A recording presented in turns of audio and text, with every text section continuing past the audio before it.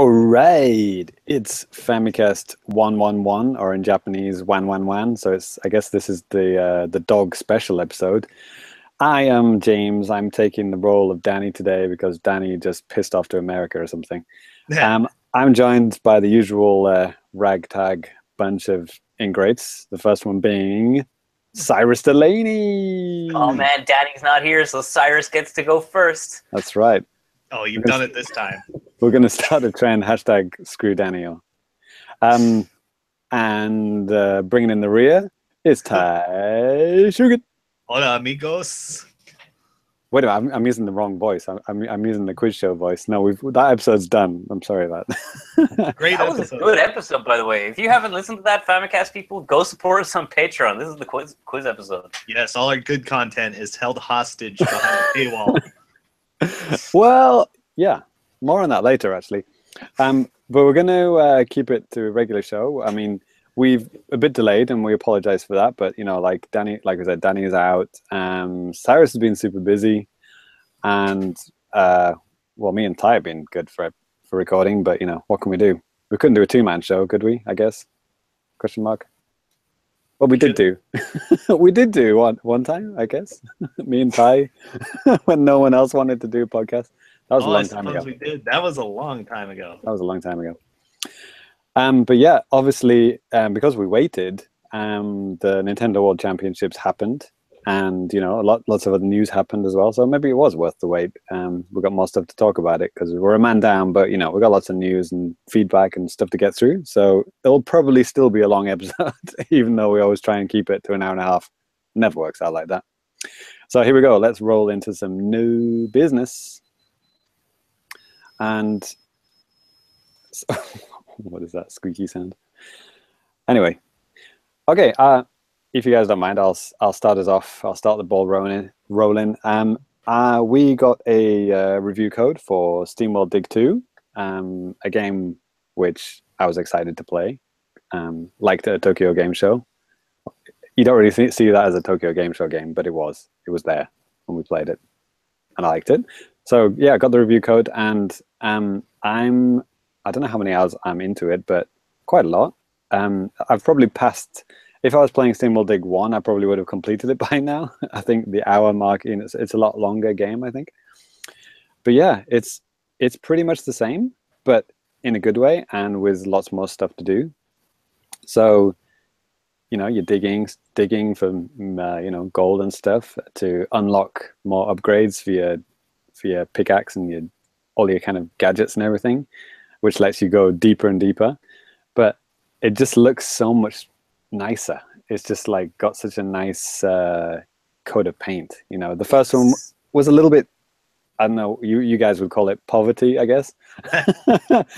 But this one is definitely not a poverty game anymore. It's it's a real game. Yeah, I'm looking at it right now. It looks really pretty. Yeah, there's a lot of little subtle rounding off of the animations that was 1000% not present in the first game. I guess they just had a little bit of extra money in kind of every department, so it's just nice and polished. That's right. Yeah, I mean, super polished. They've had a game since then, haven't they? Like Steamworld Heist, that's come out since then, and that's on everything now, I believe.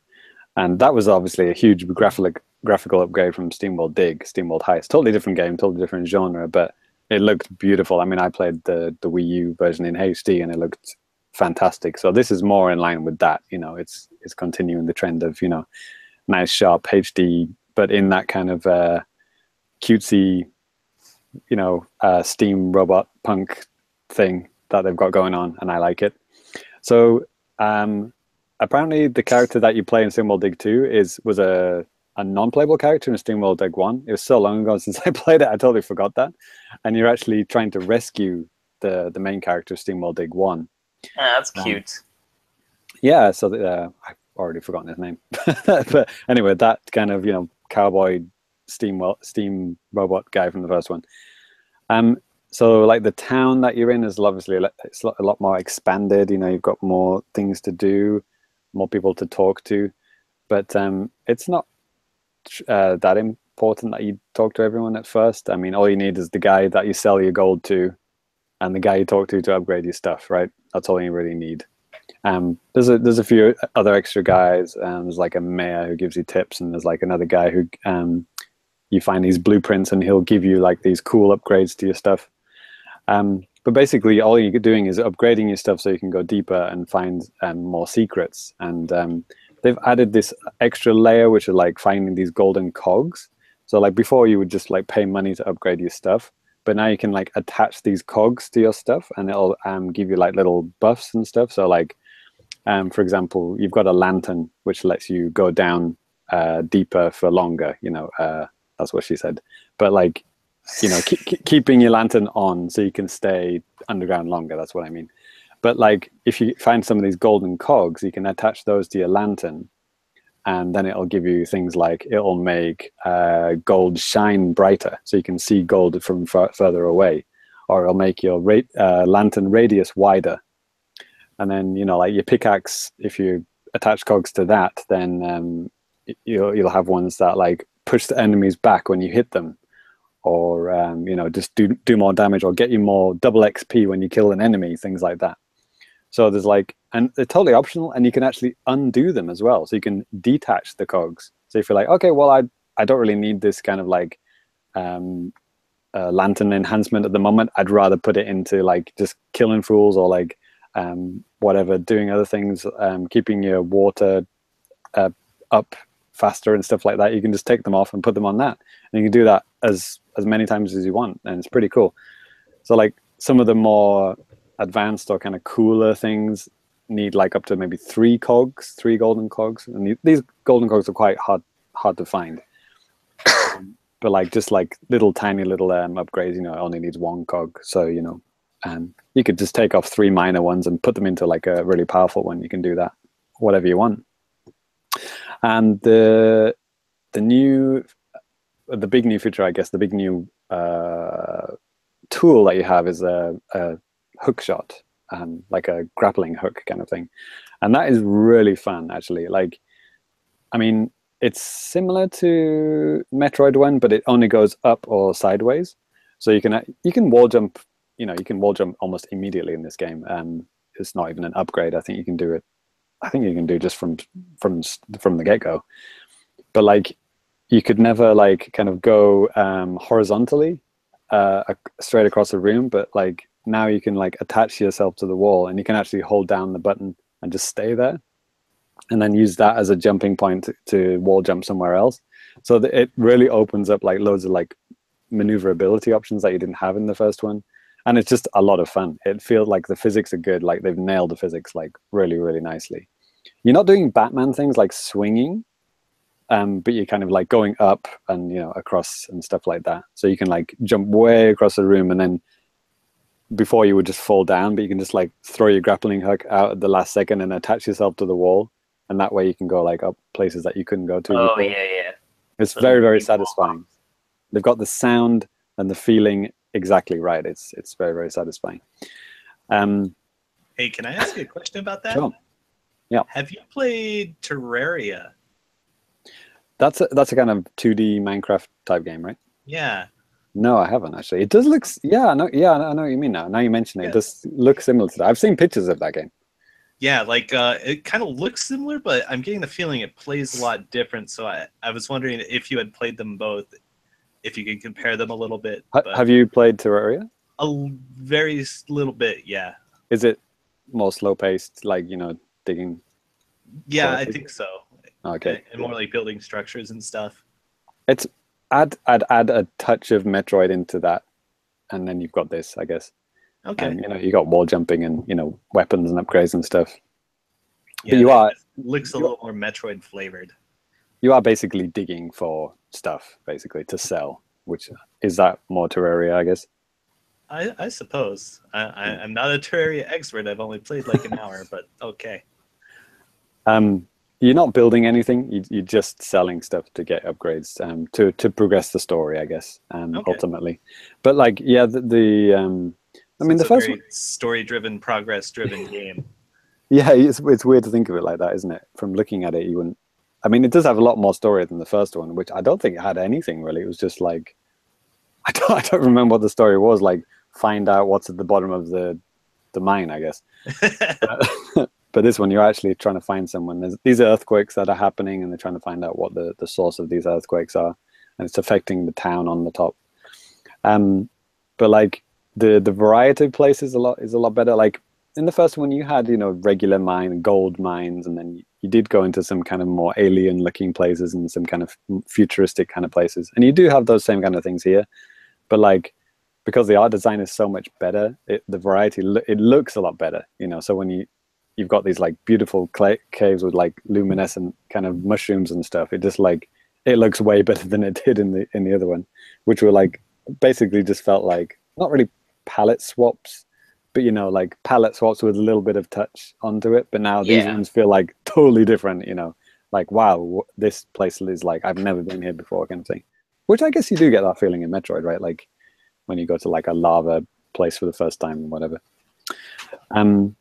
So yeah, a lot of fun, and I haven't completed it yet. Like I said, it's lasting longer than I thought. But this is like a brilliant commute game. I mean, I know I've mentioned when I first got my Switch, Zelda was my commute game, and I've kind of cut back on Zelda being my commute game now that I don't need to do that. If you know what I mean. Because I had such a long, monotonous commute, I was playing Zelda because I wanted to play Zelda. But now I've kind of restricted Zelda to playing that at home because I'd rather play it on the big screen if I can. And this has become my commute game because it is just perfect because you don't need it on a big TV, and the Switch screen is like beautiful anyway. So like just playing it portably just makes so much sense. Well, I played the first one on 3DS anyway, so it's like it feels more at home for me in that kind of format anyway. But obviously you got more screen space and stuff. But yeah, I mean, if you are slightly interested in this game, I'd say give it a shot. I think it's coming. Is it on everything now? It was like Switch exclusive for like a day or something. Yeah, I think it's on basically everything. It's basically on everything. And like, yeah, if you can get it for a like good deal, I would say like, yeah, go for it. I mean, if you're into like those kind of like explore games or Minecraft, Terraria, whatever, it combines those things really nicely.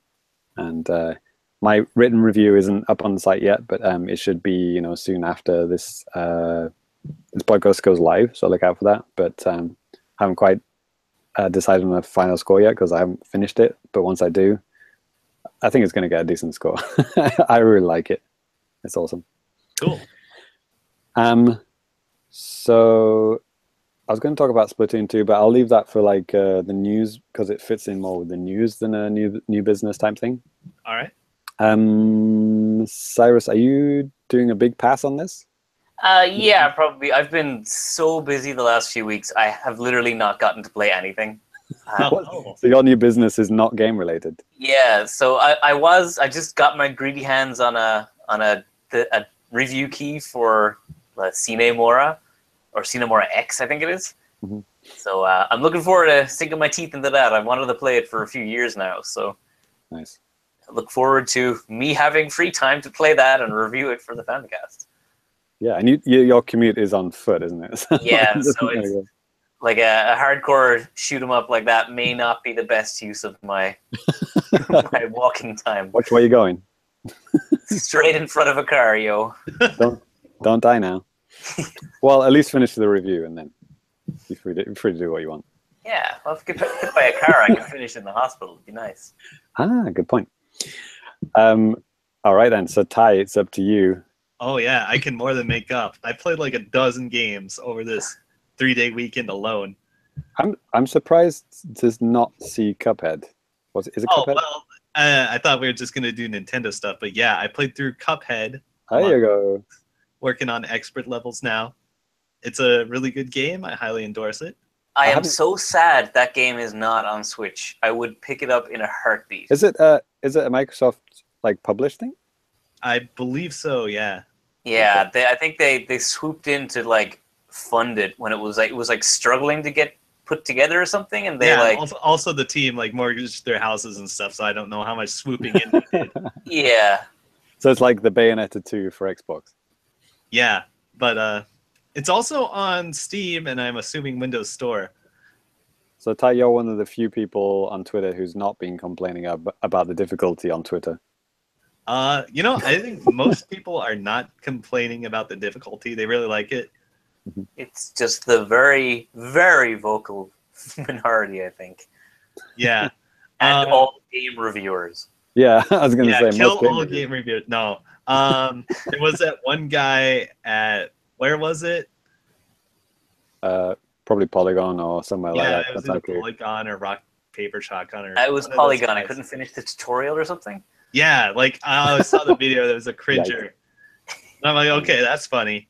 And then, you know, some people blew him up for being bad at video games.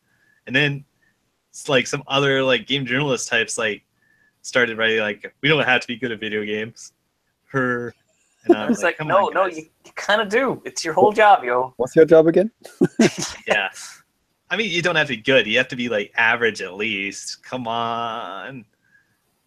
Yeah, I mean, if you compare it to like a movie review, it's like, you know, a movie review, knowing what genres of movie there are or backgrounds of movie history and stuff like that. It's like, yeah, it wouldn't be acceptable in any other form. How do I jump and dash? So you're liking it? Yeah, it's super good. It looks amazing. Like, it doesn't even look like a video game in a good way. I'm torn between looking at videos of it because it looks so gorgeous and wanting to save it for when I get to play it eventually. Yeah. Okay, let me tell you. When you're playing it, you're not noticing how beautiful it is because you're trying to not die. Right. And then, like, you look at YouTube, it's like, wow, that game looks so amazing. I want to play that game. Oh, I did. Yeah. So that was the same thing said about that. Do you remember that plasticine-based Kirby game? Like you played on the Wii U tablet. Oh yeah, which is like this tiny little pixelated screen, but on the TV was this like beautiful high-res, like real-life looking plasticine models. But the person playing the game could never see that. It was only the person watching. Right. So yeah, when you're playing it, you have to be like extremely focused. Right.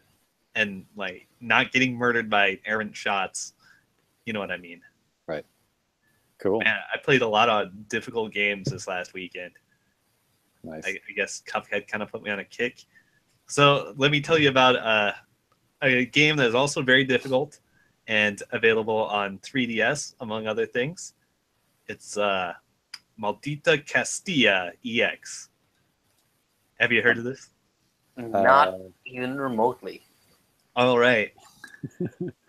This is an indie game made by a guy in Spain. Ay caramba. Yeah. And I guess some other people. But it's mostly the work of this one guy. And you can even go to his website and just download it for Windows. And you can also download high-res images to print out for building your own arcade cabinet for this game. Right? If I ever released a game, I would totally do that too. It's like, it's a painless, free, cool thing to give away. So I love it. So this is looks like Ghouls and Ghosts. Yeah, I was gonna. Let me tell you about this. Yes, it's like a spiritual successor to Ghosts and Goblins. And like, if somebody just showed me this game randomly and told me it was made in 1986 by the Ghosts and Goblins team, I would 100% believe it. Because it looks and sounds exactly like it. They even used like the same sound chips, the same Yamaha hardware or whatever to make the soundtrack. So it's like straight up old arcade sounds. Nice. And yeah. Does it have like a CRT filter on it? Yes, it does by default. Nice. So some beautiful scan lines. You can switch those if you want. That's awesome that they're on by default instead of just being something you can turn on. Yeah. So it looks and feels like so authentic. Like, you know, you play a lot of retro style games now, and, you know, they look authentic for a while, but then you start running into like these weird little quality of life changes. Like, I don't know, like little save icons popping up on the screen, or just things that the old hardware can't do. Achievement unlocked. Yeah. So this one felt like 100% authentic all the way through, and I did play all the way through. I did not get a good ending, so I'm gonna have to replay it. You have to find some secret doodads along the way, and it's pretty tricky. Like, okay, it's tough. It's not quite as hard as Cuphead, so it's kind of fair.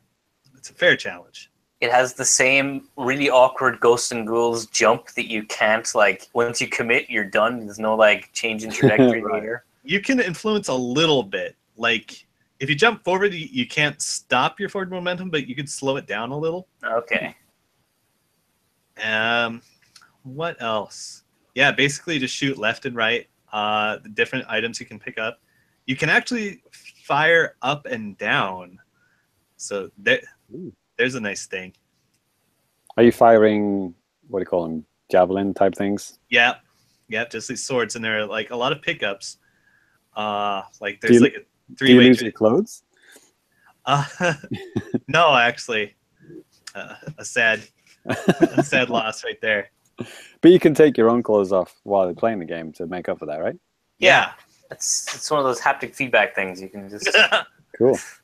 Right. Just rip off a layer of shirt next. Yeah.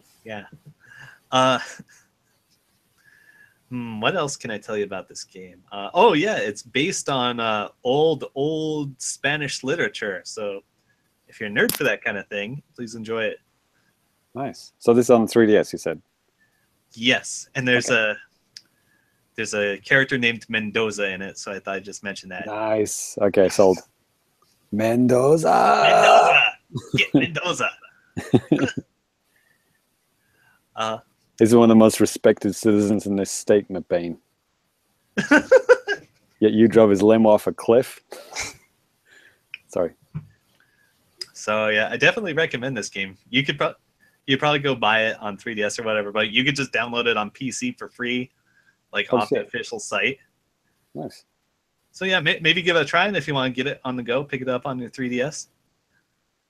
Ooh, next game, I actually know this one. I played this. Yeah, the Swapper. I've had this for a while, but didn't really get around to finishing it till this weekend. Because let me tell you, there's an Xbox promotional thing going on with the Game Pass. That's the Netflix kind of thing where you can just download as many games as you want? Yeah. So there's always 100 games on it at any time. Wait, what's the NFL thing called? The NFL thing? The thing that Danny always subscribes to. Isn't that called Game Pass? There's like an EA Sports thing, if that's what you're talking about. No, like actual American football. Like you can watch as much NFL as you want? I think it's called the same thing. Really? Anyway. And not the season pass? Yeah, no one cares. Okay. Okay. Let me tell you about the Swapper. I remember it.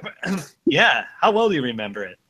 It's kind of a Metroid-style exploration game, but no real combat in the game. Right.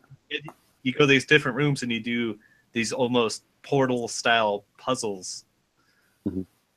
Except instead of portals, you create clones of yourself and swap places. This one. Yeah. Right.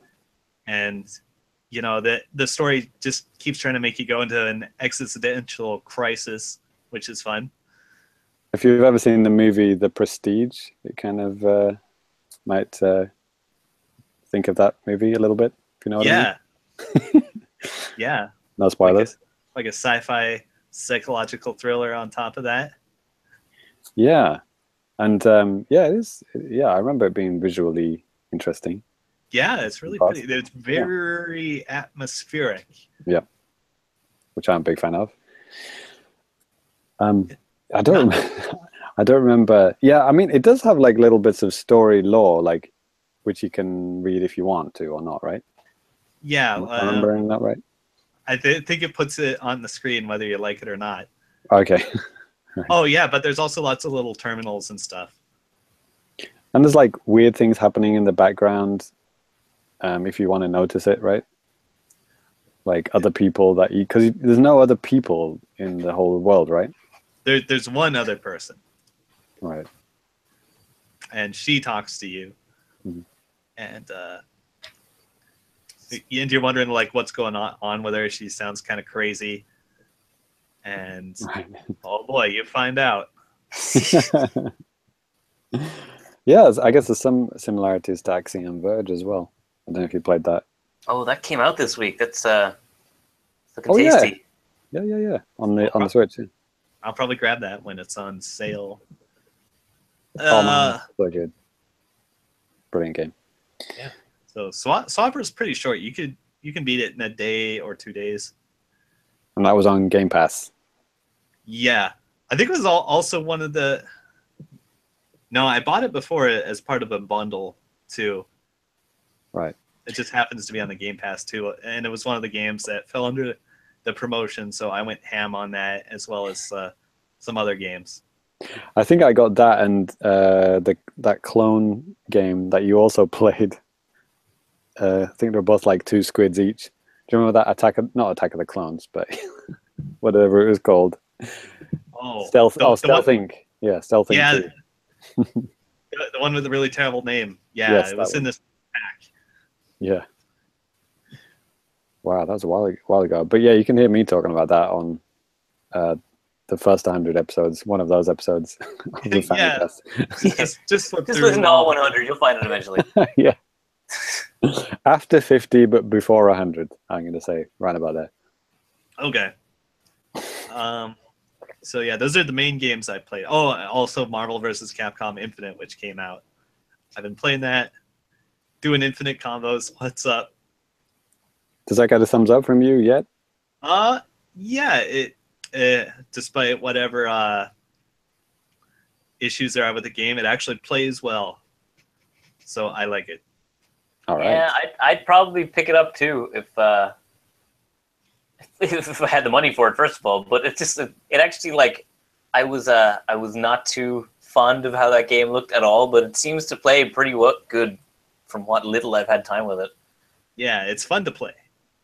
And for any Nintendo fans, Monster Hunter was just revealed as she was playable at TGS. She's coming in the season pass soon. Yeah. That's the one with the deformed Chun-Li, right? Yeah. Yeah, they fixed her though. She got just before the game released, they fixed her face. Yeah. Right.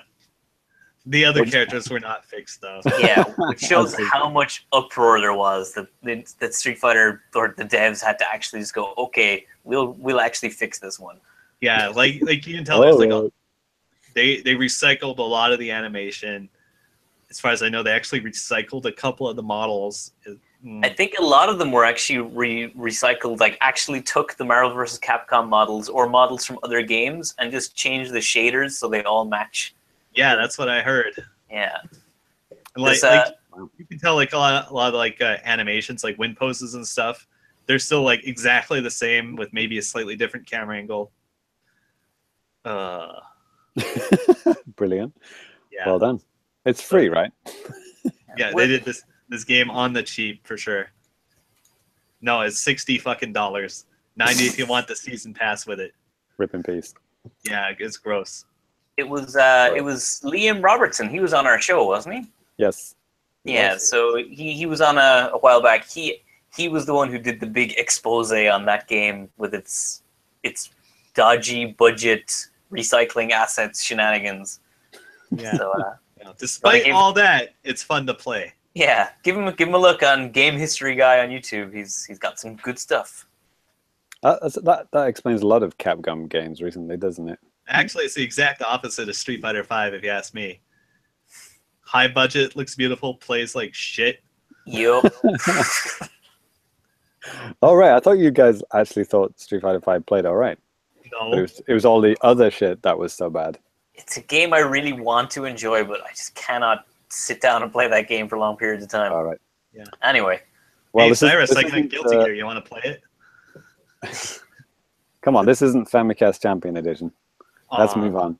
Okay. So, well, yeah, that's kind of a short new business, I guess. Only 2 of us actually had games to talk about. But let's move on to now playing at the Famicast.com.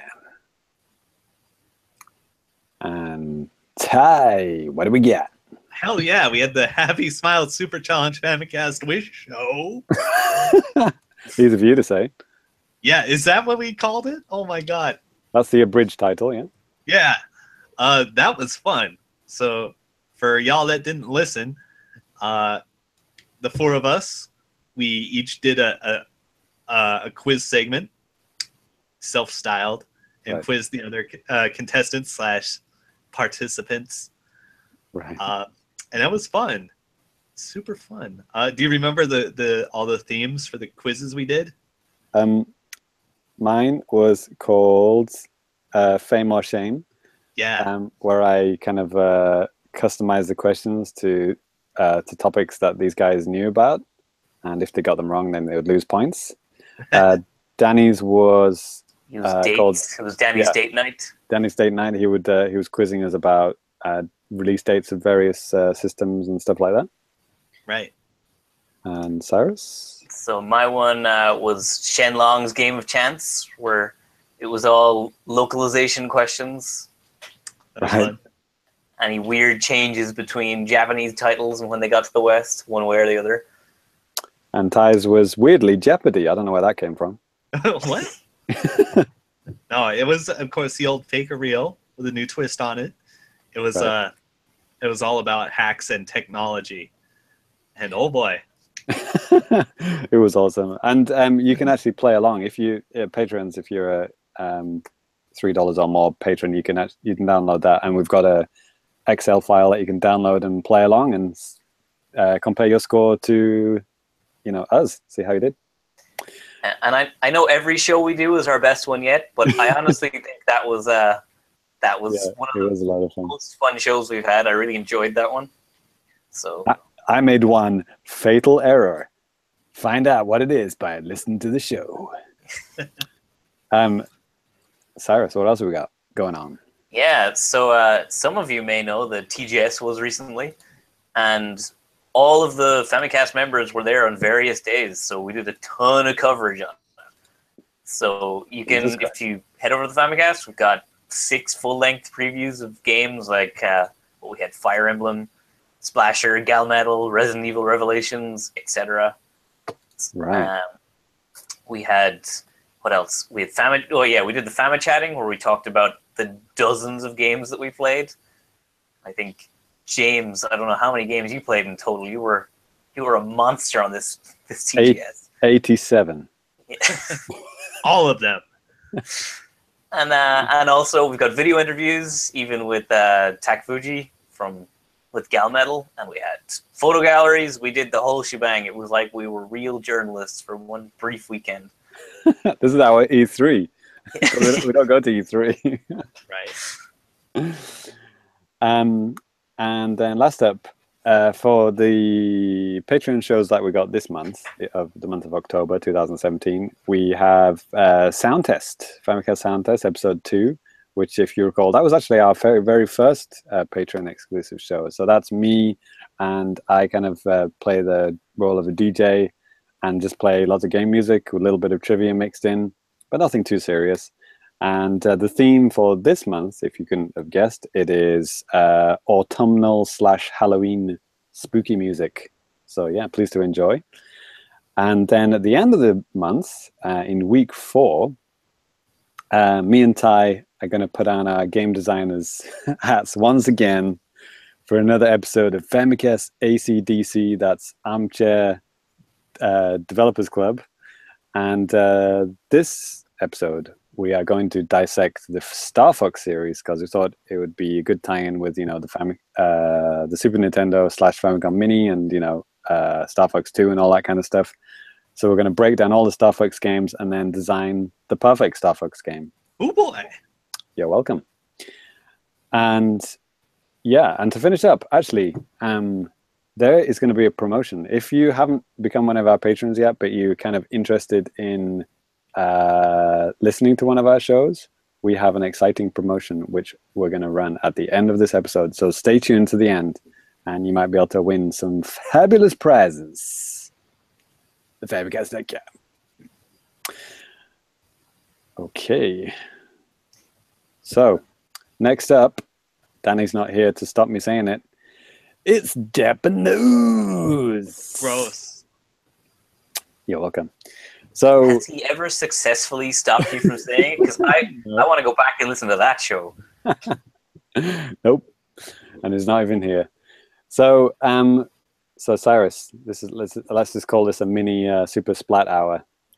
So there's all the Splatfest are going down this month. Well, the European one has just finished, and that was holy shit. Do you remember it off the top of your head, Cyrus? Yeah, this is the most important one they've run yet. It's it was which way do you hang your toilet paper? Do you hang the flap on the outside or the flap on the inside? I think it's front or back, wasn't it? Front or back, yeah. Jesus Christ. You don't seem too enthused with this. I thought this was genuinely funny. I like this. And it's the only of the recent Splatfests that have actually generated conversation. Like, I see people on Twitter like, no, what are you talking about? Way. Yeah, but it's like people talking about how when they used to work in hotels and stuff, the hotel managers would actually specifically give them instructions on which direction to hold to orientate the toilet paper. Front, of course, front. Or if you have pets, cats have an easier time pulling down toilet paper facing out than facing in. So, you know, depending on your setup in your home, these are very important questions to talk about on Twitter. Did you not participate in this Splatfest at all, Cyrus? I did not have a chance. I wish I did. This was a very good one. Well, I tried again. I mean, deja vu here. I mean, the last one that I attempted to, if you recall, I couldn't get in. I couldn't get any. Like I could sync up with my team. I got my team, but like the opposition team just didn't appear. I chose front row, as you would imagine, as all good-hearted people did. And yeah, I just kept retrying, and the timer would go down. You got like 100 seconds. It would go down like all the way down to 0, and it would just say, "I'm sorry, we can't find any other opposing teams. Disconnect." Yeah, and I tried that several times. I couldn't. Literally, this is the second Splatfest I have not been able to participate, even though I wanted to, and it is really fucking annoying. And I'm just the reason why I was hoping you would have tried it, because I just wanted to know: is it just me? Is it just like my whatever, my internet? Is it just where I just don't get it? And it could be because I mean you've got the European version as well, right? So yep. Me too. So like it could be like.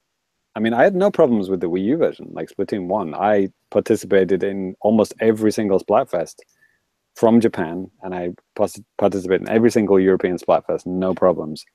But with the Switch version, it just seems I can't get in. It's really annoying. And I'm actually considering, I never thought I'd say this, I'm actually considering getting the Japanese version now, because like at least I'll be able to actually play in the Splatfest if I have the Japanese version.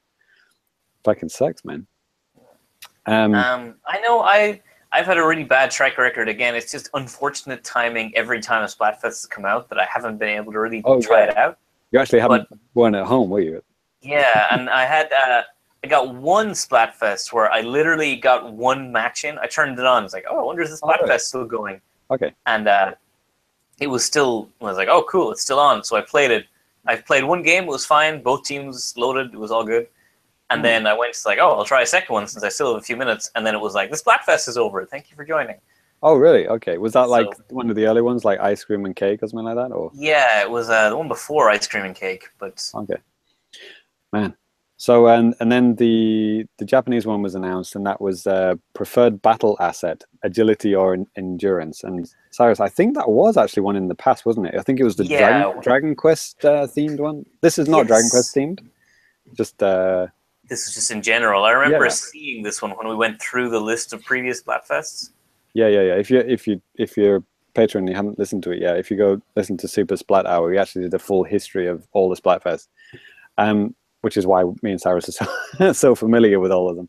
But then, I mean, the reason why I was annoyed by the toilet roll theme one is that it's fucking Halloween coming up, and it's like, why are you not doing a Halloween one? And sure enough, the American one was just announced. It was announced last, and the American one have nailed it. It's vampires versus werewolves. So in my eyes, that's the only good one. But you know, by the time I don't know, there could actually be another one this month, right? And the European one might be able to do a more Halloween themed one. You never know. Yeah, I guess they might squeeze one in, but that'd be pretty dense. Yeah, we got like, what have we got, like 20, 21 days until Halloween. Maybe not. Anyway, so there you go. Those are the 3 Splatfests. Oh yeah, and my team won. I got my T-shirt and I registered for the Splatfest, so I registered as front row, and front row won. So I'll get my sea snails either way, even though I didn't get a single win or a single game. Yeah, I do like that. I think in Splatoon 1 there was one Halloween one in, I think it was Europe had this one again, was Zombies Ghosts versus Ghosts. Yeah. So I've been seeing some really great fan art of like the 4 of Callie Marie and Marina and Pearl, all the four singers they've been using as their mascots, like all dressed up in their corresponding costumes, and like it's pretty fun. So they should do more stuff like that can generate fan art. Yeah, on my side, I let my son play Splatoon 2 for the first time. He was just playing in the story mode, and they obviously have to sit through the Marina and Pearl stuff, and and he immediately looked at Marina and said, I like her, she's beautiful." Within seconds. I didn't even ask him, it was like, Pearl just denied immediately. She's just like, she's too nicely designed compared to the other one, whatever her name is, Pearl. Yeah, who cares? Pearl is just like, she is deliberately unattractive looking and makes Marina look even better. Right. So they have it. My son's favorite Nintendo Switch based characters are Marina and Twintel from ARMS. Good taste. You can see a pattern emerging.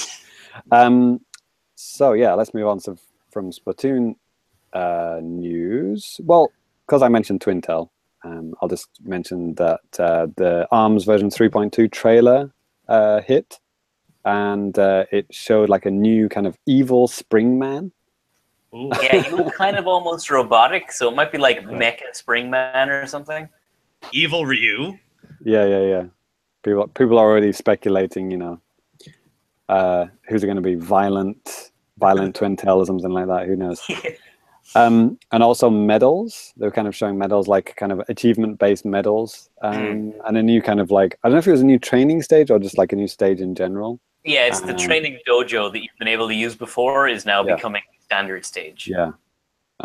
Maybe it can change depending on who's playing as well, something like that.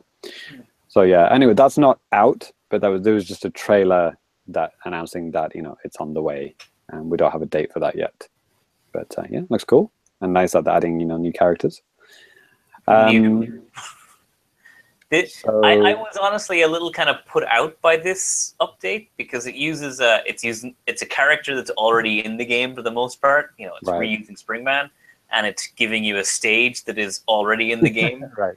It felt very much like a hang on a sec while we make actual new content. Right, remix. Yeah. Yeah, it's just like a placeholder thing just to tide people over while they make more stuff. Splatoon 2 also had some new matches, new stages. I actually played on one. It was like a harbor-based one, or like bridge, like a new bridge / harbor. Oh, yeah, it's a bridge. That's pretty cool. It's like, it is the genius thing about Splatoon stages is that they are like mirrors. Like you can actually just put like a mirror down the middle of it, and it's exactly the same. But when you're playing it, it doesn't feel like that.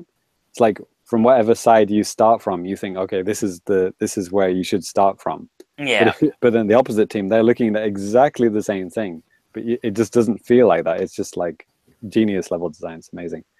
And this new harbor bridge one is exactly like that. When you start playing it, it really doesn't feel like it's a mirrored stage, but it totally is.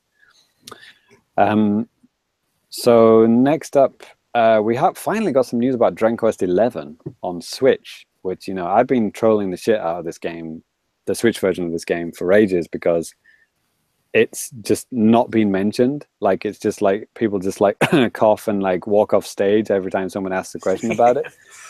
Like, like the whatever it is, like the producer like said, like, there are adult reasons for why we haven't talked about this, and like just please understand, please look forward to it, please please wait. But like no release date, nothing, not even a single screenshot has been released. And finally, we found out a possible reason for this. So at the Unreal Fest, which I'm sure Ty's familiar with, Yuji Horii was on stage, and this was in Yokohama, by the way, and he said that the Nintendo Switch version of Dragon Quest XI, subtitle is Sugi Sarishi Tokio Moto Mete, is being developed using the Unreal 4 engine. And not only that, but the Unreal Engine 4.15, which is the latest one, which is the only one that works on Switch. And the PlayStation 4 version is using the slightly older Unreal Engine 4.13, because like this, you have to have the latest version of Unreal for it to work with Switch. Okay. So they're having a little bit of a problem, like those are not matching up as much as well as they thought, with the PlayStation 4 one being on the slightly older version. But I don't really get that. Like, shouldn't they scale? It's both Unreal Engine. I don't get it. I don't know either, but I know like things like Unity is also having trouble being ported to Switch, so that's why like Yooka-Laylee isn't out yet, and that Battle Chasers game, the Kickstarter one, they're both Unity running. They're waiting for Unity to release a build that works on Switch. So. Oh, I thought Unity already worked. Or like an update to it. Yeah, an update that allows them to work on it. That's again so weird engine troubles. Yeah, I don't think that's the developmental issues problems are just rumors. There's been no official confirmation of that, obviously. But yeah, hashtag James was right. So you're welcome. Okay, what else we got? Oh yeah, Super Famicom Mini was released. Ooh, yeah, Danny picked one up. Yeah, Danny's got one. Check out Danny's Twitter account at Danny Bivs. If you want to see pictures of that, he actually has a actual Super Famicom box, which I believe he got from some family member of his wife. So he actually has side-by-side pictures of the actual Super Famicom box with the Super Famicom Mini, and they are just replicas. This is like a mini replica of the actual box. Yeah. And the artwork for this for this podcast, beautifully designed by Cyrus, very much riffs on that, right? Mm-hmm. Yeah, I've been really enjoying like all the people posting their collections of like the actual Super Famicom, then the 3DS with the Super Famicom shell, and then the mini Super Famicom. And it's like, all of them with their boxes side by side and stacked on top of each other. And it's really cool seeing like all these variations on the exact same design. So I've been hanging out in, certain IRC channels that I'm always in. And it's been nonstop chat about what sick, amazing ROMs they've hacked onto their SNES Mini. Oh yeah, there's been a couple of hacks so far, haven't there? There's an even easier one that just been recently released, right? Yeah. So you can add your own ROMs. Yeah, apparently, yeah, it's super easy. Although, like, once you hacked it, it's not like full compatibility with everything immediately. It's like 80% compatibility or something. Yeah. Like that. Yeah, not every ROM works. I heard like it tends to be the larger ones that don't work, but I don't know if that's actually true. But I mean, this thing runs fucking Star Fox 2 and Yoshi's Island, so I don't really see any problems with anything, really. Yeah, well, you have to keep in mind, as I understand it, the way most ROMs floating around the internet work is like a ROM dump, like straight off a cartridge, most of the time won't actually work with an emulator. Like each ROM needs to be patched a little bit. Right. So that's the rub right there. And also, people have reverse engineered the Star Fox 2 ROM and actually put them on cartridges, and they actually do work in Super Nintendos. Yeah, it's really cool. Like I've seen a lot of people with their custom Star Fox boxes and things. Like that's really awesome. Beautiful. That's a let's call that a gray area. Yeah. Completely illegal area. But like I guess people are gutting original Star Foxes or Yoshi's Islands, anything with a Super FX chip in, and then soldering extra circuit boards with the Star Fox 2 ROM on it, and then getting it to work. So it does run on actual hardware. It proves it is actually the actual Super Nintendo original. It's not like some fake version that they've patched. So yeah, it's pretty cool. Just from a technical standpoint, it's kind of amazing. So yeah, I mean, Danny has got one, and well, he's in America now, so he's probably not playing it. Brilliant. But he said it was quite easy to get. He just walked in, didn't have a reservation. He just walked in, got one, and there were several available when he was there.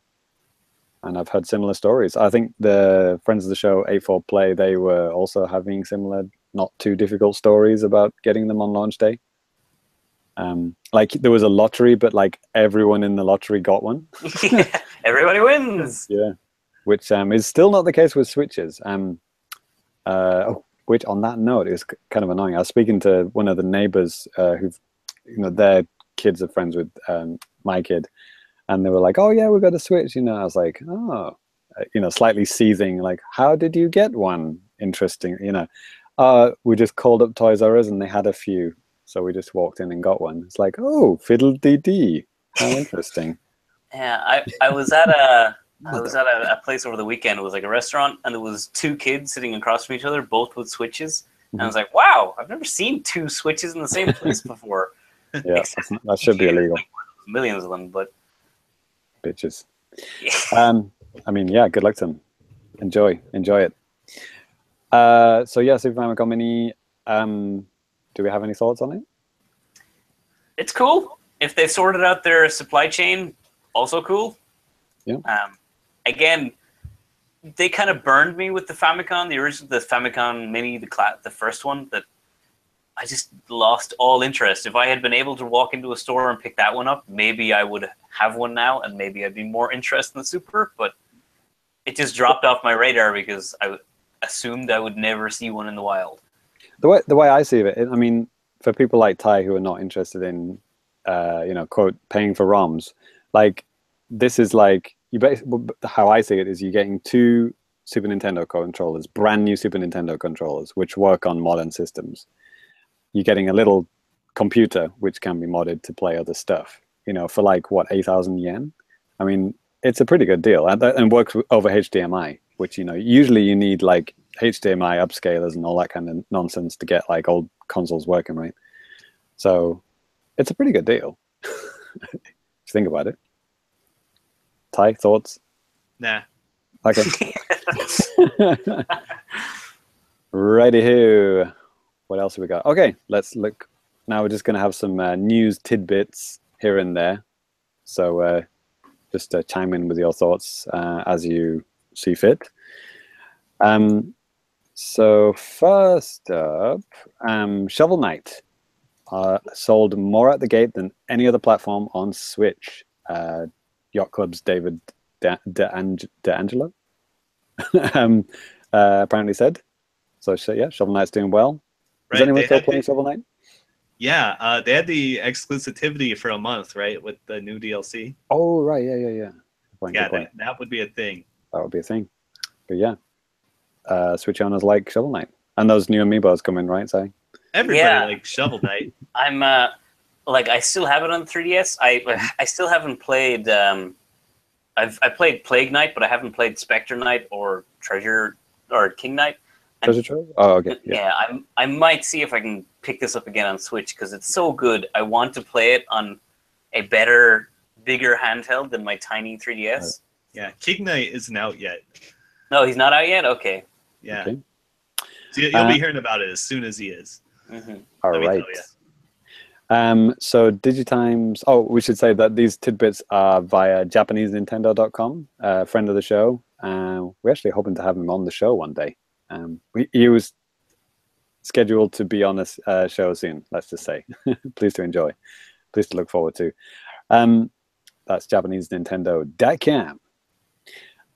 Digitimes reporting that Nintendo have upped their orders of Nintendo Switch to 2 million per month, which is obviously good. Maybe finally people are going to actually be able to buy them in shops without having to go through a fucking lottery. What else have we got here? Fire Emblem Muso sold 40,000 units on Switch and 21,000 on 3DS. Goodness. Actually, we do have the charts. Yeah, so yeah, it was number one. This is like the last week of September, like / beginning of October. Fire Emblem Muso was number one on Switch. Splatoon 2 is at number 2. That sold 29,000 copies. That's up to 1.2 million in Japan already. Jesus Christ. Pokken DX, Cyrus, sold 25,000. That's up to 77,000 in Japan. Yeah, it's a good game, but if I'm just not interested in picking it up again Right. since I got DX. Yeah, man, I feel you. That's Mario Kart for me. Fire Emblem Muso on 3DS. So yeah, like I said, 21,000. Then we have Pokemon Gold and Silver. What the fuck? Yeah, they got released. They just came out recently. But this is the physical chart, so I guess it's that's the magnet thing that you can buy, right? Like the little special edition thing that comes with the magnet. Oh and, yeah. A download code of the game. So I guess it technically counts as a physical copy of the game. Yeah, I actually went into a Pokemon Center last week and I saw these, and yeah, they do look exactly like the original Japanese Game Boy boxes. Gold and next. Silver, that's a good game. Is it your favorite Pokemon? Because it's my favorite Pokemon. Never played it. Oh. I only played Blue, and that's it. It's enough for lifetime Pokemon for me. I've always had a soft spot for Ruby Sapphire, even though they're generally regarded as the worst in the series. Yeah. All right. Number 6, we have Mario Kart 8 Deluxe on Switch. Obviously, that's up to 666,000. Ominous. Hail Satan. Number 7, we have FIFA 18. That sold 12,000 in its first week. That's the first week sales. A Western game. Yeah. Hope you like downloading massive patches onto your micro SD card day one. Fuck. Pleased to enjoy. Number 8 is Dragon Quest 11 on 3DS. Have you noticed that all of these are Nintendo games, by the way? The whole top 10. Number 9 is Breath of the Wild on Switch, which is up to 526,000 in Japan. So that's less than Mario Kart 8. That's a shame, isn't it? Number 10 is Monster Hunter Double Cross Nintendo Switch version, which is up to 159,000 on Switch. So there you go. I still don't understand why that is not on Western Switches. It will be. Like, unless they're like deliberately just leaving it out so that people will focus on World, the one coming out for the more Westernified. Right. I think both will see release because the World is not coming on Switch. Yeah. So it's not no one's eating each other's lunch. It's like that's the Switch version, and World is the big boy console version. Cyrus, did you know that an ARMS graphic novel is coming out next year? Yeah, I saw this mentioned on a couple of game sites, published by Dark Horse. Yeah. Which is weird. Yeah, very strange. Dark Horse is a big like Western publisher, so I don't know where they got that deal from, but they did. So I'm curious. They've published a lot of video game related stuff before, haven't they? Yeah, but like a Nintendo. Like a recent Nintendo game, it's been a while since they published a comic based on a Nintendo property. I don't know if you remember, there was like a Mario comic and like a Game Boy comic or something that was like really surreal. Did Dark Horse publish that, or was that somebody else? I honestly can't remember. I don't know. So I have those. Oh man, the Game Boy one is so good, so weird. Must get Game Boy. And the dude like smashes the window because he's being mind controlled by the villain from Super Mario Land. Right? What? I'll take your word for that. So good. Next up, new trailers for Ultra Sun and Moon. Cyrus, any interest? Yeah, I had a look at it. Like, one thing that kind of got me with this, like, I'm still very slowly going through Sun and Moon on my 3DS, right. And like they really tried to push a more epic plot with this game. Like, this whole thing, spoilers, but it's like all about alternate universes and these other alien beings coming through, and it's just like really strange for a Pokemon game. So there's like, and this new game delves more into this shadow monster that's coming through from another dimension, and they're doubling down on like big epic story moments with this new game, whatever they're doing. All right. So I don't know. Anything else aside from that? It just looks like more Pokemon. Sounds good. Okay. What else we got here? New map. Already mentioned this in Splatoon 2. Called Snapper Canal in English. In English, it's called Enkawa Kasenjiki in Japanese. Yeah, that's already out. Please to enjoy. And also, Rayman Legends was announced to coming out in Japan next year. So that's kind of like that Rabbids game, right? All the kind of weird Ubisoft Western games are coming out next year. That's just the pattern, it seems. Yeah, it's that's Mario versus Rabbids has opened the floodgates. Ubisoft are in. There you go. New Mario Odyssey trailer looks incredible. Holy shit, that comes out in not very long. Oh yeah, there's already download cards available in Japan. Have you seen those out in the wild yet? Or no, I haven't been to 7-Eleven, so I haven't checked. It's usually where they show up pretty fast. Yeah, so you can actually just buy it right now and have it pre-downloaded, I guess. Yes. Are they pre-download cards, or are they just put on your shelf until the game releases cards? That's a good question. I don't know what happens if you put the code in now. I think you can preload games. They don't work until October 27th, but I believe you can do that if you see it in the wild. Mario Run got an update. No one cares. It's now cheaper. No one cares. Bad game is still bad.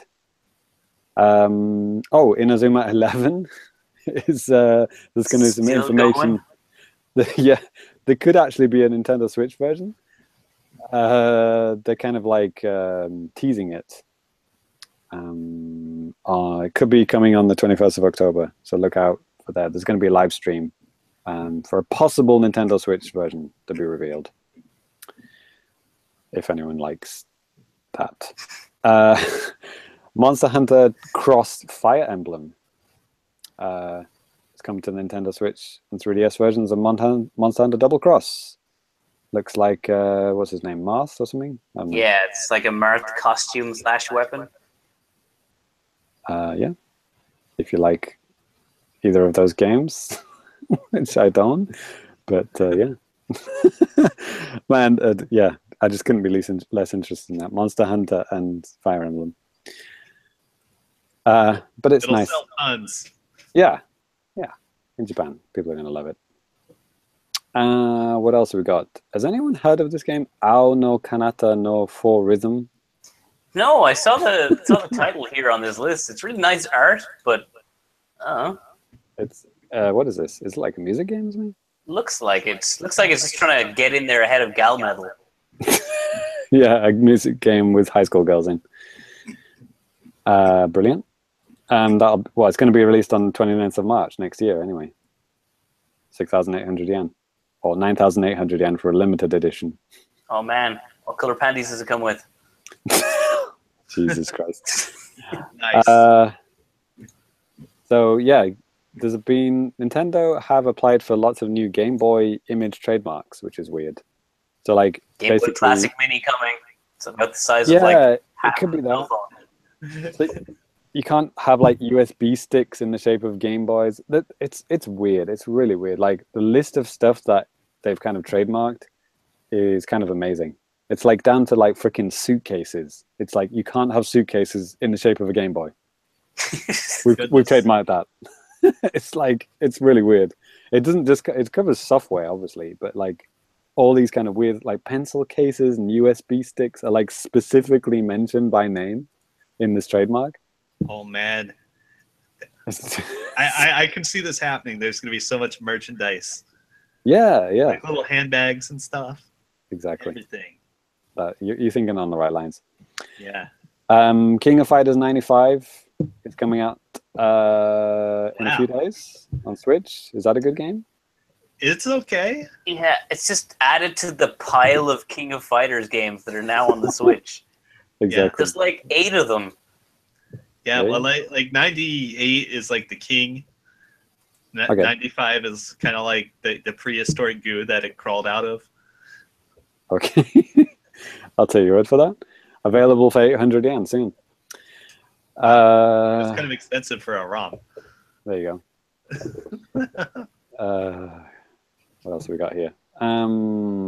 Okay. Just as a side note, Yes. I watched the trailer for that Ao no Kanata no 4 Rhythm. Okay. I still have no idea what this game's about. Sounds like a Japanese game, all right. Something about girls with shoes that lets them fly, and maybe it's still a music game. I don't know. There we go. Sold. To some people, at least. Has anyone heard of a tactical RPG called Unsung Story? This is one called Tale of the Guardians. Maybe in passing. I Okay, don't know. so- Yeah, the name is vaguely familiar, but definitely not. Coming to That's Switch. It's a Kickstarter game, as far as I recall. Okay. Has anyone heard of a visual novel called KGJB Harold no Jikembo Manhattan Requiem? Yes. Okay. I don't know anything about it, though. Coming to Switch this fall. No fucking idea. Okay, Famitsu. No, sorry. Inside Games. A Japanese website called Inside Games recently polled their readers about the top 10 Kirby games. And I famously hate all Kirby games. But the top game voted by the readers was Kirby Superstar, aka Kirby's Fun Pack, Hoshino Kirby Super Deluxe. And that got #1 game. Press up to win, I guess. What else have we got? Oh, you were just talking about a Mario comic strip, right? Yeah. Super Mario Kun Masterpiece Selection, which is a comic from the show Gakukan, is now available. It's a B6 sized comic book, available for 630 yen. If you want to get that, only in Japan. I think it looks really weird than Super Mario Kun. Yeah, it looks. He's got a really strange face. Yeah. Like, usually Nintendo are so strict about what stuff looks like when it comes to Nintendo. Like, official licensed products have to look like the Nintendo versions. See, literally any other version looks really strange, as does this Mario. I hope you guys saw the excerpts from the Pokemon manga I tweeted out a few months ago. Yes. Along with No Mom, Don't Come In. Was that the manga that was drawn by like the hentai artist? I don't know if he's a hentai artist. I probably should, but he was definitely drawing for a more adult audience. Yeah, I used to have some of the pages from that as like reference material when I was in high school. They were passed around by the rest of the school pretty regularly. For some reason, when you said that, I thought of that game, Mom Hid My Game. But I guess that's totally different. Mom found my hentai comics. There you go. Oh, no. Okay. Well, like I mentioned earlier, Nintendo World Championships 2017 happened. I've only watched bits of it. How about you guys? I saw it in passing. Yeah. Yeah, I was trying to keep on top of it with Twitter updates, but wasn't. I didn't get to actually watch any of it. I mean, it sounds like it was a success, and people are asking for it to be an annual thing. And they had some actual they had actual interesting games, not like brand new Switch games that they're trying to, push on people. Yeah, actual Mario Party 2 and stuff. They rolled out Game Boy Tetris, I believe. There we go. So actually, we do have a little breakdown here. So it happened on the 7th of October. If you missed it, it's on the Nintendo America's website. We've got the full 4-hour video. So it was like an elimination tournaments type thing. Uh-huh. And the lowest scoring contestants got put in these kind of underground stages where they risked elimination. So you could actually, get back in that way. And the underground ones like tended to be like retro games, like really old games. But anyway, the first stage was shield surfing in Breath of the Wild. Like you have That's to go awesome. like one point to another, like either running, climbing, and shield surfing as best as you could. Then there was a high score challenge for home run contest in Smash Brothers. That was pretty interesting. Like you could choose any character you wanted. It was the Wii for Wii U version. And yeah, people got the fucking reverse elbow, like Ganondorf reverse elbow nailed. It was really impressive. And sending it fucking like 8,000 meters or feet. If any of the listeners haven't seen any of like the home run contests, like perfect runs, like look them up on YouTube. They're actually really fascinating to watch, like how they juggle the sandbag for just the perfect, like perfect amount of time. Then use like smashes to just like blow him out of the park. It's Falcon and Ganondorf who can do that reverse elbow thing, right? Yeah, I believe. Like could be. I don't know the specifics of that much detail. I've just seen some ridiculous runs. Like the Falcon one, like you do a Falcon punch away from the sandbag, but then you do like a quick turn at the last second, like a smash in the opposite direction at a certain like frame or whatever, and he turns around and punches like incredible like damage. It's like super fucking hard to nail, but if you do it, it's like, you know, incredible damage. And yeah, a bunch of people did that like live on stage, so that was very impressive. What else we got? Then they went. Next one was Metroid: Samus Returns. Obviously, they're trying to peddle that, right? So there's a boss called the Diggernaut, and it's kind of like you have to escape it, like by running to the right away from it, and you know, lots of like pitfalls to fall into, and it's like you get crushed and game over immediately, kind of thing. So it's like basically just survive. Then what else? Then on stage 2, there were 2 8-player Smash matches. Yikes! That must have been interesting. And then the 12 remaining contestants went into Mario Kart 8 Deluxe Grand Prix. And then there was the 3 matches of Splatoon 2, which was Tower Control. I'll have to watch that one. And then the last 4 players were doing 1v1 arms matches. So yeah, I guess 3 Switch games back to back there.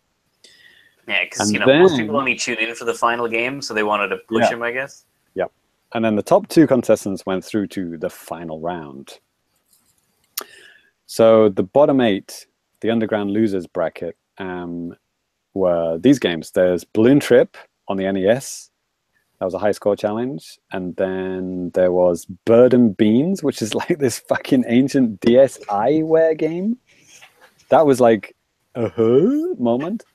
So like apparently it was like a WarioWare game.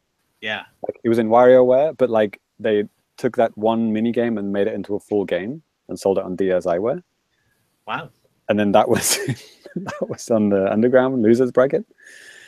And then there was a minecart race in Donkey Kong Country Returns, which is the Wii game with the bad motion controls.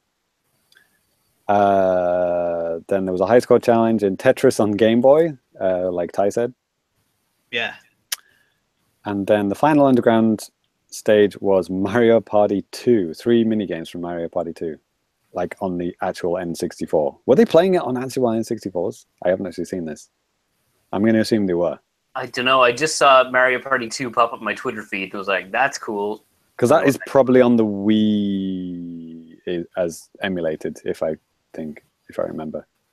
So it could be, they could have been playing it on Wii's, but I'd hope they were playing it on actual N64s, on CRT TVs.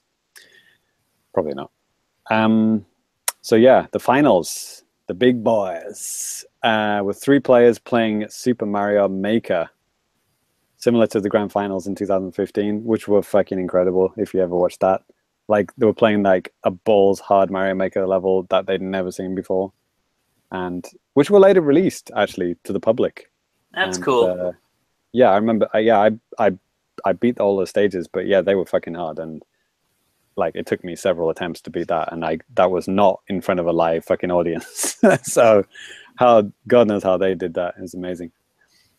So yeah, I don't know what stage that was, but I'm just going to guess it was a balls hard one that they didn't know about. And then they moved on to Mario Brothers Deluxe on Game Boy Color. What the fuck? Okay. And then Mario Odyssey. So that must have been pretty amazing, because these were two challenges that they never seen before. It was like a level and then beat a boss. And it was I love how there was like shades of The Wizard with this. Yeah. Where like, you know, they play the big video game tournament and they get to play the new unreleased Mario as the final stage. That's New right. game. That's right. And for some reason, everyone knew all the secrets. Yes. It's just the most fucking nonsensical part of The Wizard. Right? Because the whole He's just point, really good at video games, okay? yeah, and I think like the whole point was to like get the most points. If I recall from The Wizard, right? Yes. Yeah, and there's no points in Mario, like, so you know. But no, but like doing that shortcut and like skipping all the levels gets you literally like the least points ever. So like, it makes no sense. If you don't want to know who wins, fast forward on your music device of choice. The overall winner was Thomas G, who defeated the 2015 champion John Numbers. So yeah, well done to Thomas G. GG, Thomas G. There you go. Oh, Okay, wow. welcome back. If you skipped the spoiler bit. All right. So yeah, that's a lot of news. So let's move on to some feedback. Okay. So, and the first bit of feedback we have is an email from Jefferson Cuba, which you may recall from a few episodes back, because he emailed us, and well, I'm just going to read it because he kind of goes through it anyway. He goes, "Hi, I don't know if you guys remember me, but I sent an email 3 months ago. I was telling you that I was going to live in Japan." Yes, I do remember that. What was he asking us about? Like, what social things to avoid or something? Yeah, stuff to know, basically. Yeah. So I'm pretty much living a Cyrus life. Oh yeah, good life. I'm living at Nanao in Ishikawa, and there's nothing here, just pachinko. Does that sound familiar, Cyrus? Yeah, from my window I can see the pachinko parlor. Brilliant. It's really sad because when I got to this town, you can see this. It's like, oh man, that's totally a game center, and it's like fuck a pachinko when I walked up there. Yep, that's a sad story of every gamer that gets baited. You see a fun-looking place, oh, it's pachinko. So Jeff went on. He said he tried to enter the pachinko, but he couldn't stay for more than 5 seconds. The smell of smoke is so bad. Yes, it's so deafening, and the smell of smoke will literally kill you within seconds. So you did well to walk out. It's the noise for me. Yeah. I mean, I used to work in an arcade where we had the sound on every every machine's attract mode, and that was not nearly as bad as a pachinko parlor. Yeah, it's like it cannot be overstated. If you've never been to a pachinko place in Japan, it's like a wall of sound when you step in through their like soundproofed outer doors. It's like the sound of coins being dropped, but like non-stop from like great height. And all of the coins. Yeah, like every coin. Yeah. It's like a quadruple volume hailstorm. It's bad. Yeah, it's like if you worked in the Royal Mint, but like. But all the coins fell. Yeah. Anyway, as it goes on, his employer told him he has to buy a smartphone.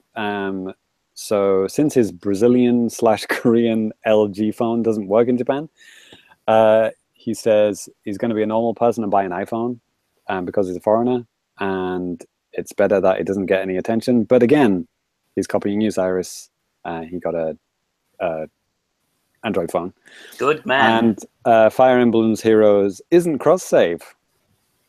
So it doesn't work on his... sucks. So all his days and hours gone. Ugh. So his brand new Korean smartphone doesn't work. It doesn't have his save file. Also, last week, just kind of going from one point to the next point here. Random points, but anyway, stick to it. He got stopped by the police last week, and since his Nihongo isn't very good, still in baby steps, he's just said, Nihongo wa karenai. Always a good thing to do. I still say that to this day. Gets you out of all sorts of things. Basically, I don't understand Japanese. He didn't understand what the hell they were talking about, but after a while, he got the idea that he wasn't allowed to ride his bike while listening to a podcast. Yeah, that is actually true. I've got stopped for doing that as well. Or not stopped, but like the policeman's kind of like pointed to his ears and said, like, take out your earphones, mate. Held up his hands and an X. Yeah, something like that. The Japanese sign of literally everything that you're doing wrong. No. You are wrong. Your existence is wrong. Boo boo. Yeah. Yeah, you're not allowed to hold an umbrella or listen to music with two earphones at the same time while riding a bike.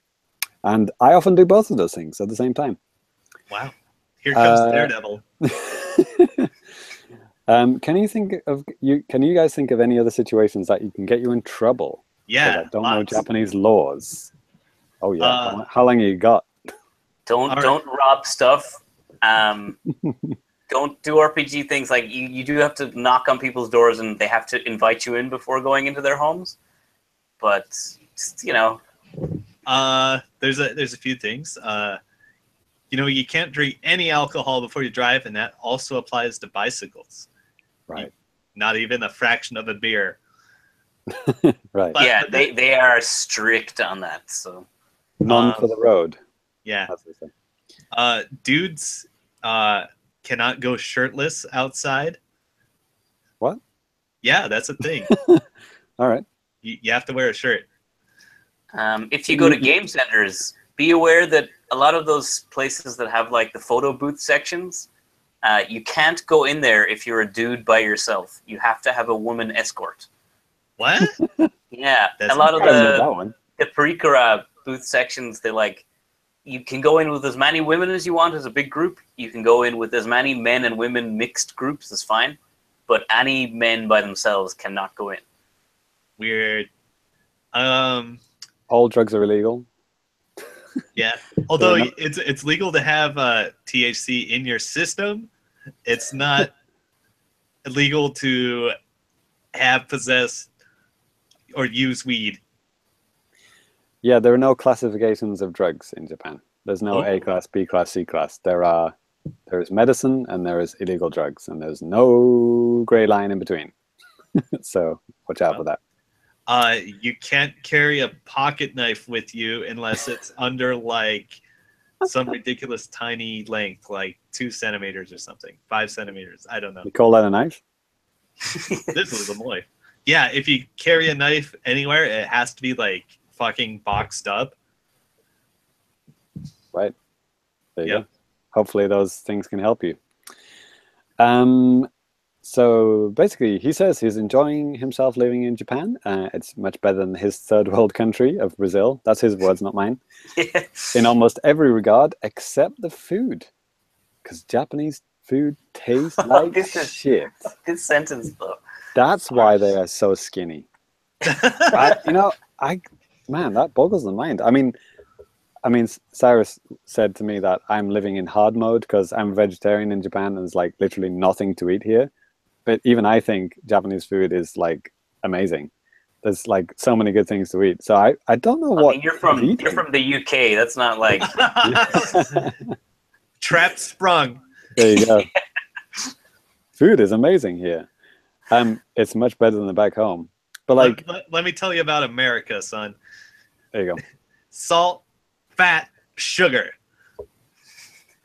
Yeah, I mean, sometimes in that order. That's the food pyramid. Maybe Brazilians have an extremely high, threshold for food. I don't know what it is, what they want. I mean, yeah, maybe Jeff, you should have told us what kind of food you like, and then maybe we could have pointed you in some similar foods or like restaurants to get that kind of food here in Japan. Off the top of my head, I actually don't know any Brazilian foods.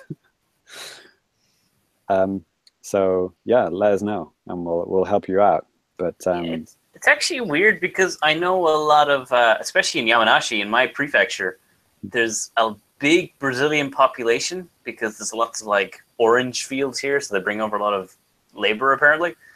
So they all seem to love the Japanese food. A lot of Brazilians that I know around here. So yeah, I don't know. Yeah, Brazilians are actually one of the highest immigrants in Japan. Yeah. There's a lot of links, a lot of ties to Brazil, and vice versa. There's a lot of Japanese in Brazil. I think it's like Brazilians and Koreans and Chinese are like the top three, and white scumbags like you two guys are the super minority. I mean, immigrants only make up 1%. Foreign population is only 1% of the 120 million people that live in Japan. Only 1%, like just over a million. And of that million, you start breaking it down. Of that million, I think Americans like 50,000, something like that. Huh. And then British, Irish, smaller than that. So you should be able to find some Brazilian friends who can point you out, get some good Brazilian food in Japan if you're missing it that much. Yeah, there's a Brazilian restaurant in Kofu just outside the station. It's like 100 miles away from your home, but there you go. Yeah, Ishikawa is far. I don't think we're ever going to meet Jeff unless he comes all the way to Tokyo. And for his final point, he says he didn't know that public transport was so expensive here. He's going to have to wait a little bit more to stay over at Danny's house. Yeah, always welcome. Don't worry about that. Yeah, public transport is expensive, I guess, because in my country, England, the public transport is terrible. Trains are either reasonably priced to astronomically overpriced. It depends on what time of day you buy a ticket, and if there's a Y in the month or whatever. Yeah, we don't have passenger trains in Red County, Montana. Yeah, where Ty lives, the trains don't exist, right? But in Japan, it's kind of it's similar to the kind of, the 100 yen for 1, 600 yen for 6 kind of mentality. There is no discount for a return ticket. It's one way plus one way equals return ticket. Yeah. So I think maybe that kind of thing would surprise, people. It's well, how much is it to get there and back? It's the same price as if you got 2 singles. You can get, if you buy 15 tickets, you get it for the price of 14 or something like that. You get 1 free, but then you have to carry around 14 little paper tickets and be careful not to lose them. I know, and in particular, his location, he's up in Ishikawa, which is way up on the northern coast kind of thing.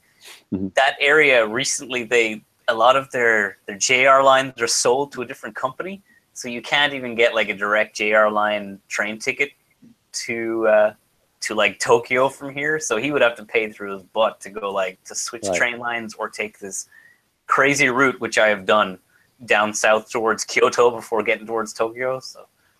And if you're traveling to the same destination 5 days a week, or maybe even 7 days a week, if you get a teiki, which is Japanese for train pass, then you do save a lot of money with that.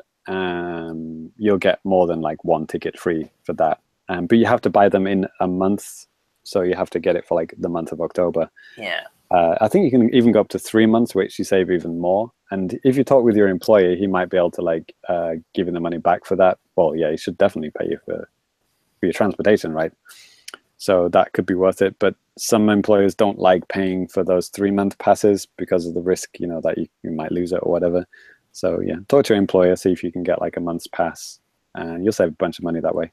Yeah, one thing for anyone who's traveling to Japan, of a minor tip, is you can get something called the Seishun Jihachikipu sometimes, which is the 18 pass, which is it's usually during holiday periods, so during the summer, during whatever the sakura, the cherry blossom season, and it's basically you get five tickets. You can use as many trains as you want in one day on each of the tickets. So you're gonna use local trains, no rapids, no Shinkansen, bullet trains. But yeah, well, that's more if you're doing a bit of traveling, right? Yeah. So me and Chika, we went from Kyoto to Tokyo, which is it's half the length of Japan on one of these one-day tickets. Oh, it was like 18 hours on a train, but Rest in peace. and Worth it. the whole ticket is like $100, so you get 5 of these as far as you can go on local trains tickets for $100. So they pay for themselves pretty quickly if you want to travel cheap and far. These things are good stuff. Or just pay 5,000 extra and go on the bullet train and be there in like 30 minutes. It's like the bullet train from Kyoto to Tokyo. We checked is like $120 often. So like, but you paid 100.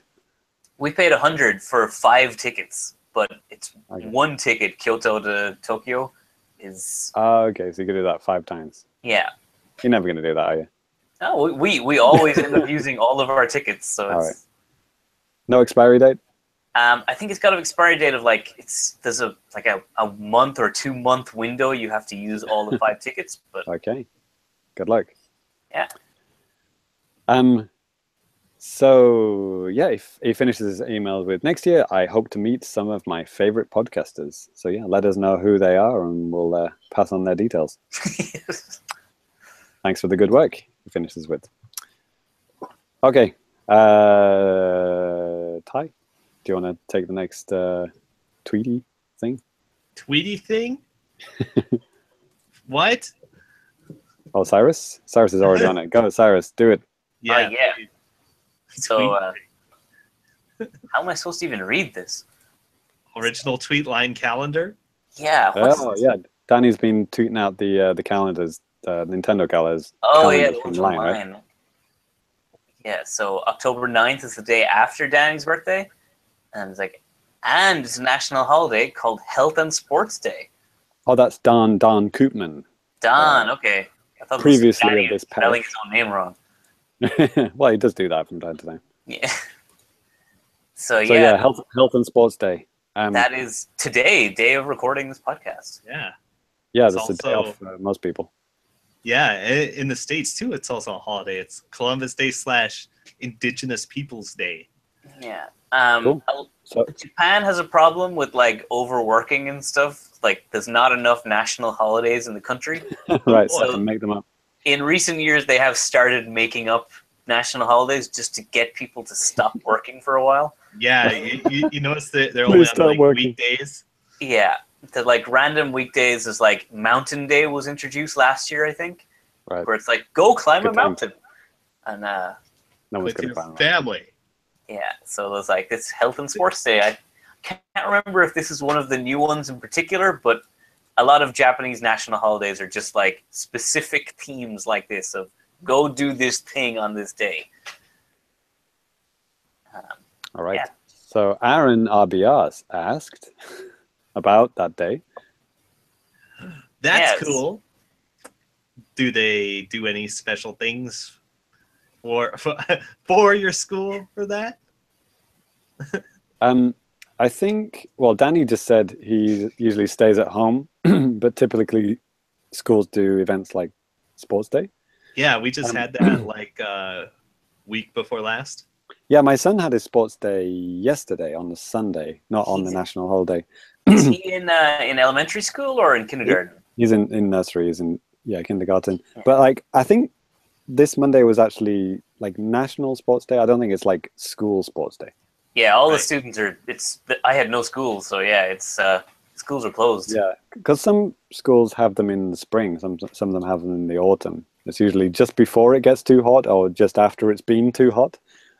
They kind of basically any time but summer, because the kids Right. would just all collapse of heat exhaustion. I got a pretty gnarly sunburn. I don't know if you saw it on the last Oh, yeah. podcast. Oh, right. Yeah, actually, I was totally forgot to ask you about that on that episode.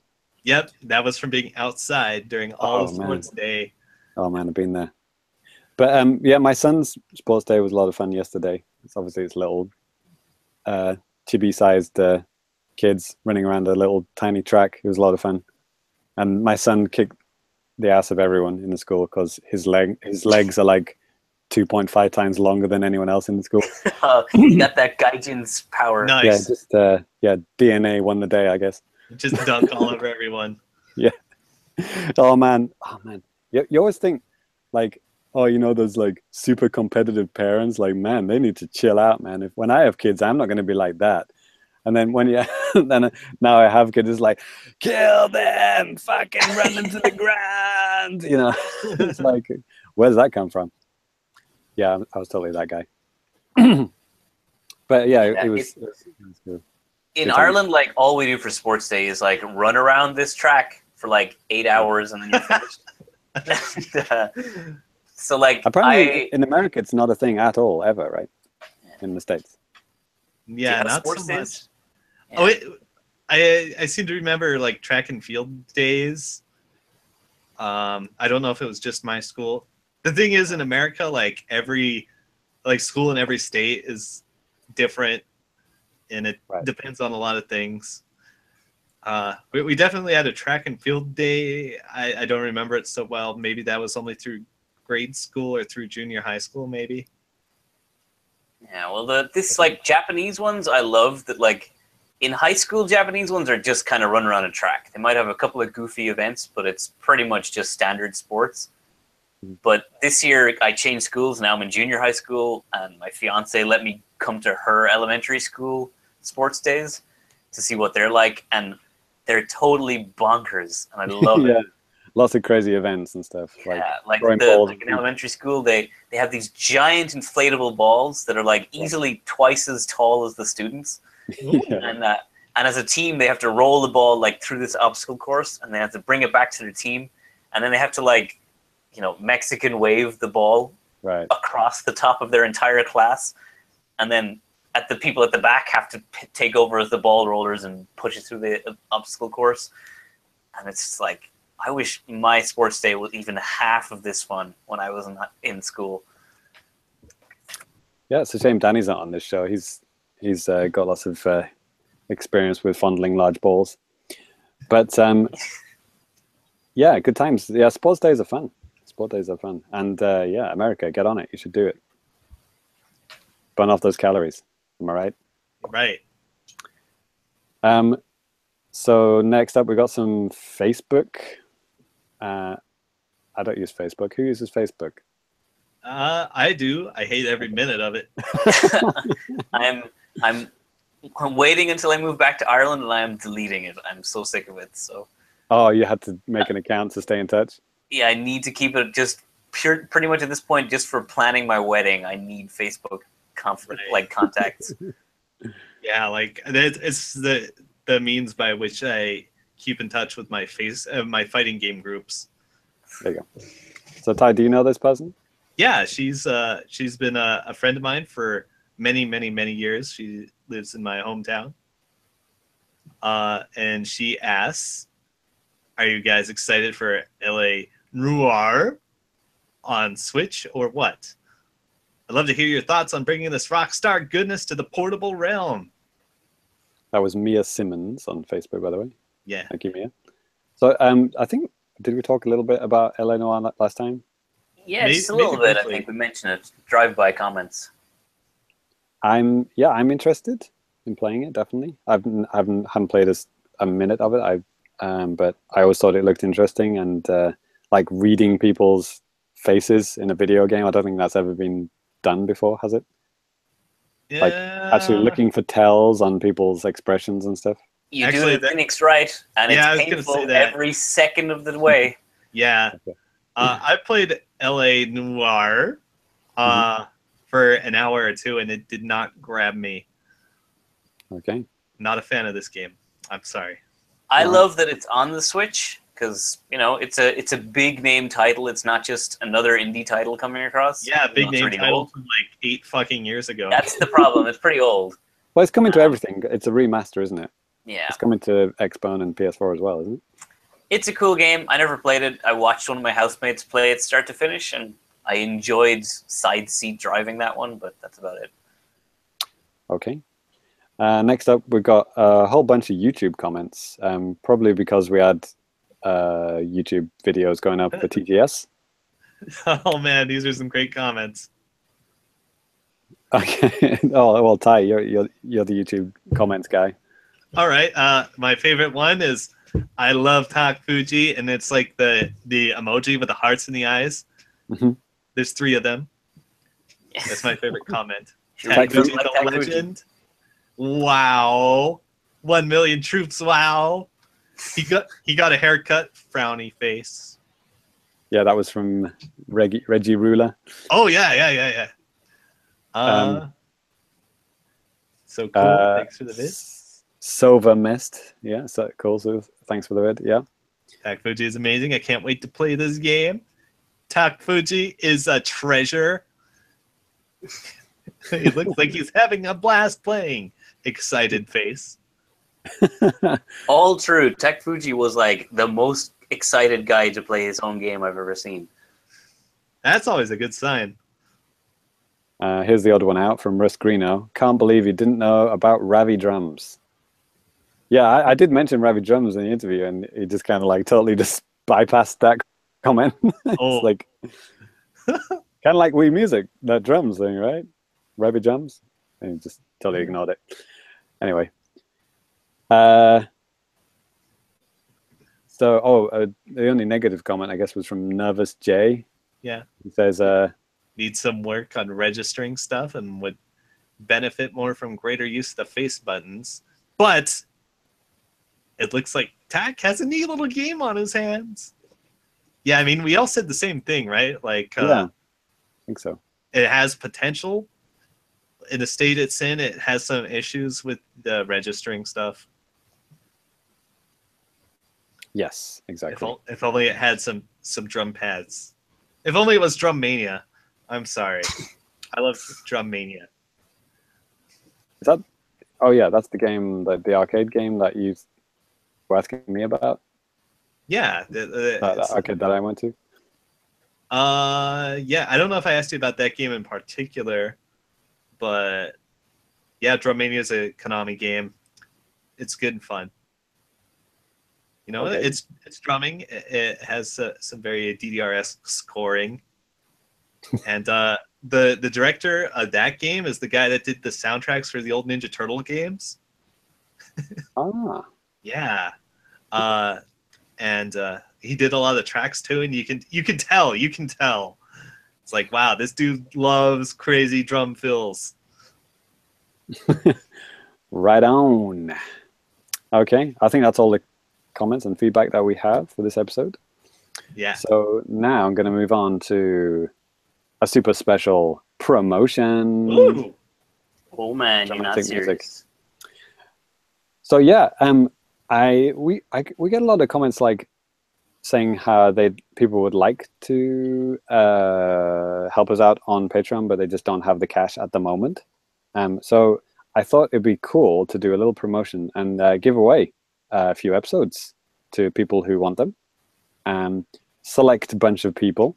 So what the offer that we have is that if you email us a good question, hopefully a Life in Japan kind of question, the best emails will receive a download link to any Famicast spin-off show of their choice. So if you heard us talking about these spin-off shows and you think, oh, that would have been cool to listen to that, think of a cool question and we'll just send you the direct download for that, and you can listen to it. If you want to get the RSS feed and have all of them immediately at your fingertips, you will have to subscribe on Patreon. But yeah, if you want to win a download code for one episode of your choice, send us a good question. And just as a quick recap, the spin-off shows that we have are Sound Test, which is getting its second episode this month. We have Champion Edition with Ty, which has had 2 episodes. And we have Collector's Corner with Cyrus and Danny. That's also had 2 episodes. And we have Life in Japan full-length podcast. We have Famicast Screen Time, our movie and TV show podcast. That'll be making a return next month in November. That'll preview there. We have Armchair Designers Club, which the second episode is happening at the end of this month. And we have Super Splat Hour, which happened last month with me and Cyrus. And then finally, we have Happy Smile Super Challenge Famicast Quiz Show, which we talked about previously, our awesome quiz show. So yeah, if any of those sound interesting, send us a good email and you'll win a download code for the podcast of your choice. Whoop, whoop. Okay. Did someone have something else that they wanted to give away? Did I read that in Twitter? Cyrus, was that you? Or? Not me, but I do have something we can give away that I was actually considering putting in the show. Is I'm probably going to post on Twitter later. Actually, is that if recently Cyrus has got another promotion fire. Oh my God, it's a surprise to everybody. Yeah, there you go. So in 7-Eleven recently, this is for the Pokemon fans out there, is that they do Pokemon like giveaways pretty regular in Japan, where like you just go into 7-Eleven, you can download things using the 7-Spot thing.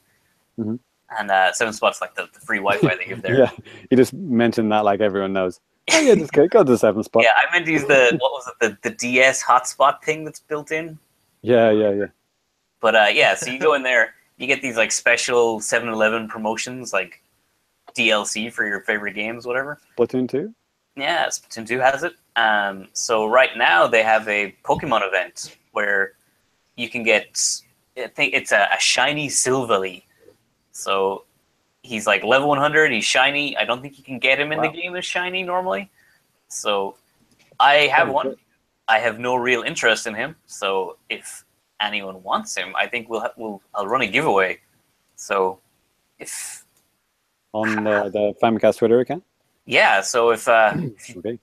Just tweet this Famicast Twitter account, tell me who your favorite Pokemon is, and we'll put you in a draw. Get a free shiny Silvally that I'll trade to you.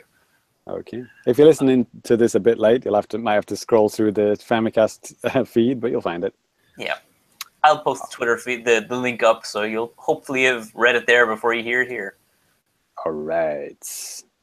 Okay, let's time to wrap up this bad boy. So yeah, thank you for listening. That was Famicast, episode 111.